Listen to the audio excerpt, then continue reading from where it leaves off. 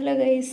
അപ്പോൾ ജോലിയൊക്കെ കഴിഞ്ഞ് ഞാൻ ഓടി ചെന്നൊരു കടയിൽ കയറിയിട്ട് പെട്ടെന്നൊരു ഗിഫ്റ്റൊക്കെ വാങ്ങിച്ചിട്ട് ഓടി വരാമെന്ന് വെച്ചാൽ അധികമൊന്നും സെലക്ട് ചെയ്തില്ല. എന്തായാലും ടെക്സ്റ്റൈലാകുമ്പോൾ ഡ്രസ്സാണെന്ന് നിങ്ങൾക്ക് ഗസ് ചെയ്യാവുന്നേ ഉള്ളൂ.